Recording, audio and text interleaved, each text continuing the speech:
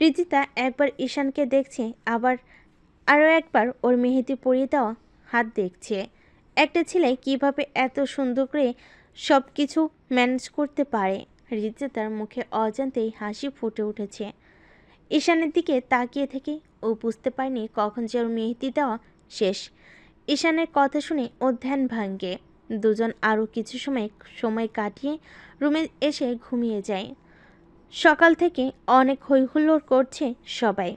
আজ আরিশার বিয়ে, সবাই নানা কাজে ব্যস্ত, সবাই যার যার মতো করে সাজছে। ঈশান রিজিতার রুমে এসে দেখে রিজিতা মেরুন রঙের লেহেঙ্গা পরেছে। ওকে দেখতে আরও বেশি সুন্দর লাগছে।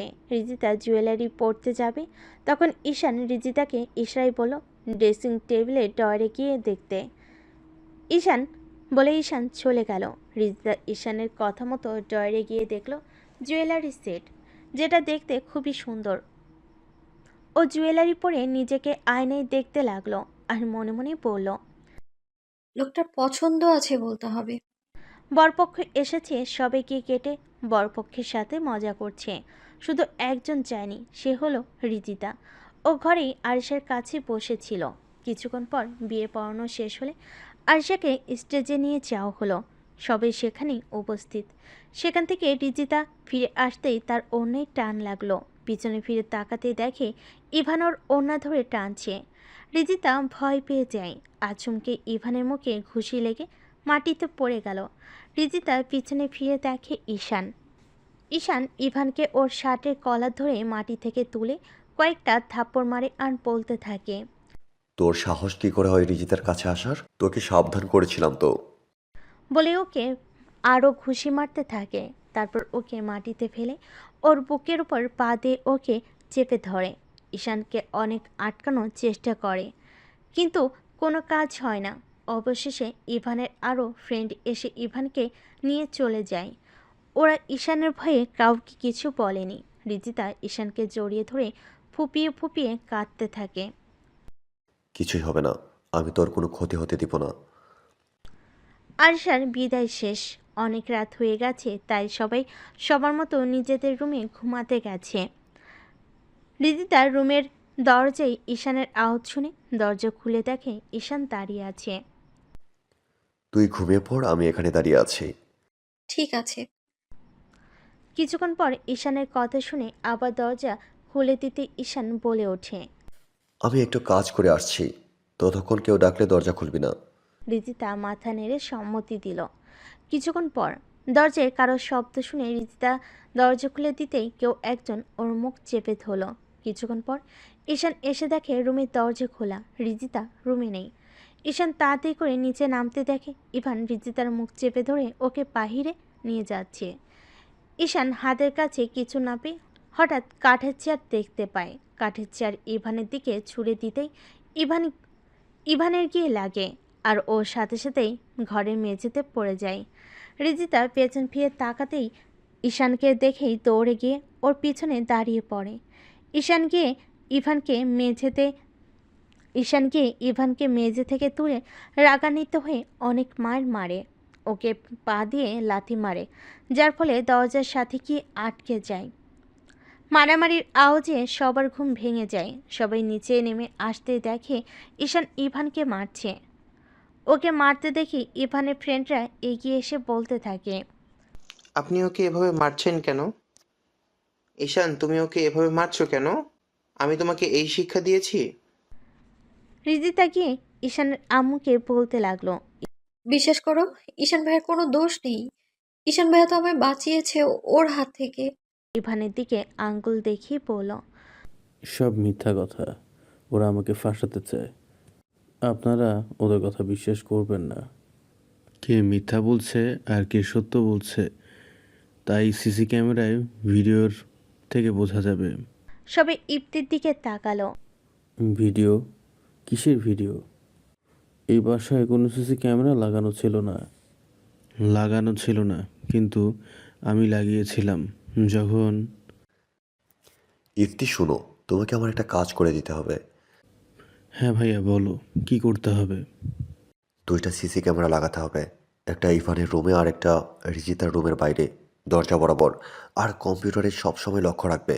আর কে কি করলো সব ডিটেলস আমাকে বলবে। ঠিক আছে ভাইয়া। ওদের কথা শুনে এখনও বাড়ির সবাই কিছুই বুঝতে পারছে না।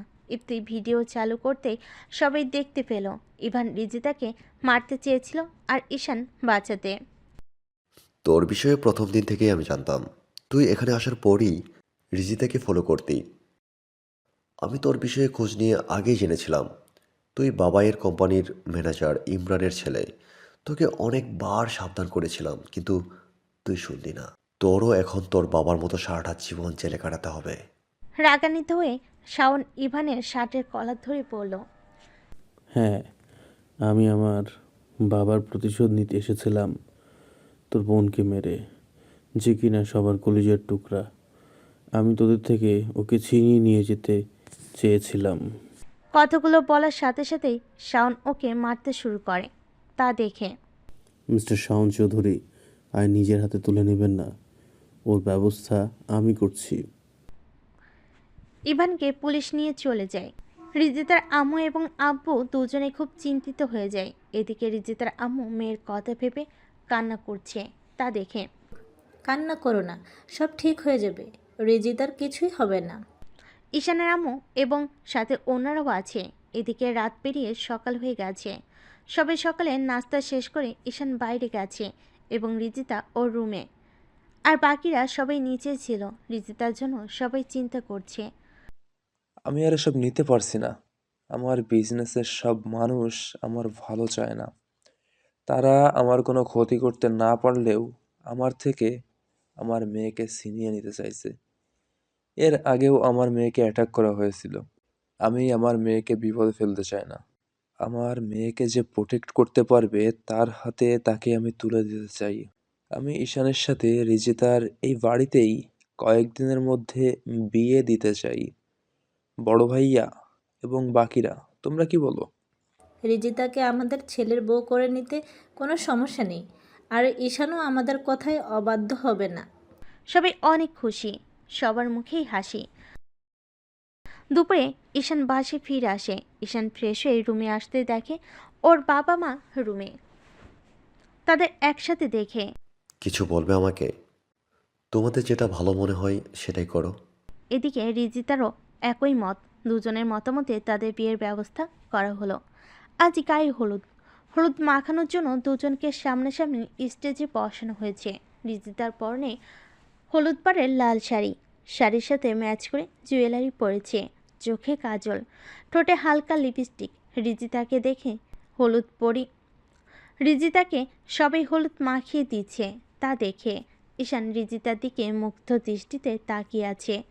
সেইটা দেখে শালাবাবু আর কত দেখবে? তুমি এখন হলুদ মাখানোর জন্য প্রস্তুত তো? ঈশান বুঝতেই পারেনি রিজিতার হলুদ মাখানো শেষ। ওর সাদেদের কথাই ধ্যান ভাঙে। ওকে হলুদ মাখানোর জন্য ঈশান হ্যাঁ সূচক জবাব দেয়।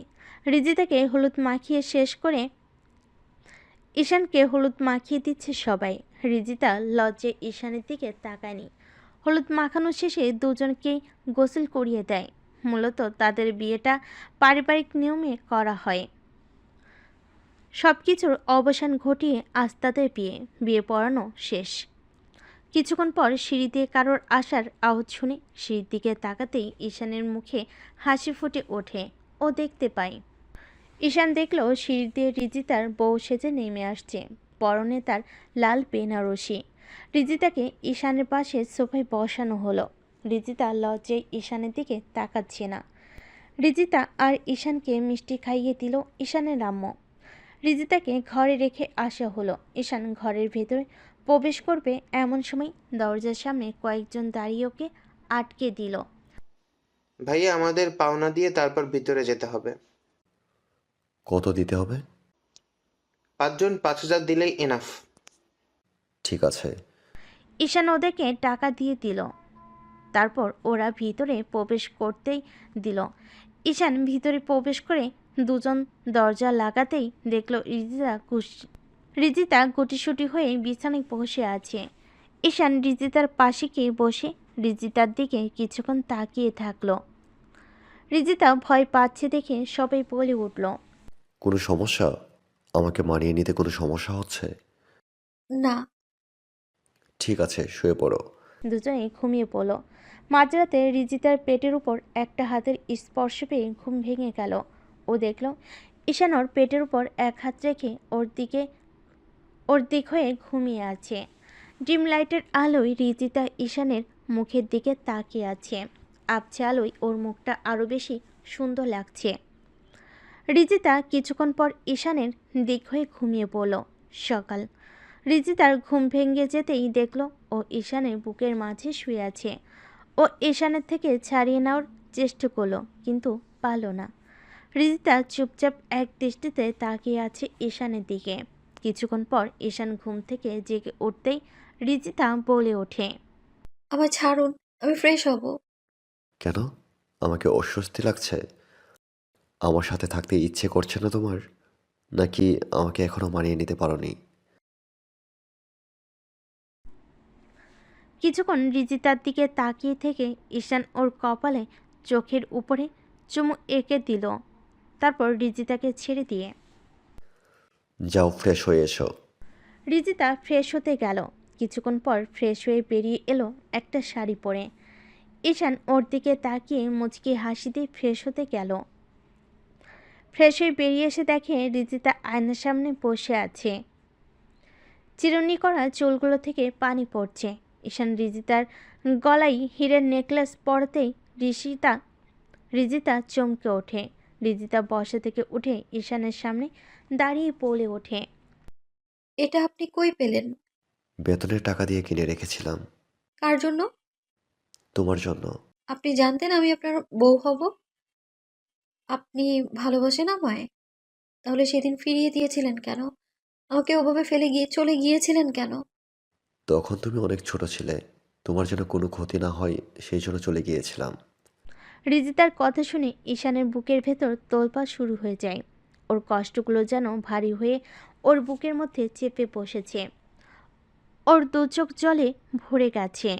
সাথে সাথেই রিজিতাকে বুকের সাথে জড়িয়ে নেয়। রিজিতা ঈশানের বুকের ধুকপুকানির শব্দ শুনে ভয় পেয়ে যায়। রিজিতার ঘাড়ে ঈশানের চোখের পানি গড়িয়ে পড়ছে, তাও স্পষ্ট বুঝতে পারছে। রিজিতা ও ঈশানকে শক্ত করে জড়িয়ে ধরে ভাবতে থাকে, সরি, আমি বুঝতে পারিনি আমার কথা এত কষ্ট পাবেন। আমি কখনো আপনাকে কষ্ট দিতে চাইনি। ওর চোখও পানি চলে আসে। কিছুক্ষণ এভাবে দুজনেই চুপচাপ থাকে। তারপর ঈশান রিজিতাকে বুকের মাঝে থেকে ছাড়িয়ে পাখি আমার, কাঁদছো কেন? তারপর দুজনেই নিচে চলে যায়। গিয়ে দেখে সবাই ওদের জন্য অপেক্ষা করছে। ওরা একসাথে বসে পড়ল খাবার টেবিলে। খাবার খাওয়া শেষ করে সবাই সোফায় বসেছিল। সবাই মিলে সিদ্ধান্ত নিল দাদু বাড়ির এই শহরটা ঘুরে দেখবে। না, তোমাদের সাথে রিজিতাকে কোথাও ঘুরতে যেতে দিব না। রিজিতা এখনও পুরোপুরি সুস্থ হয়ে ওঠেনি।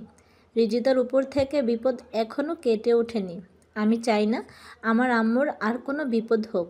তোমরা গেলে যাও। সবাই ঈশানের আম্মুর কথা শুনে চুপ হয়ে গেল। বাকিরা বলে উঠল, ঠিক আছে। কিছুক্ষণ পর ঈশান এবং রিজিতা দাদু বাড়ির বাগানে একটা বেঞ্চে গিয়ে বসে। রিজিতা ঈশানের কাঁধে মাথা রেখে চোখ বন্ধ করে রইল। শরীর খারাপ লাগছে তোমার? হুম।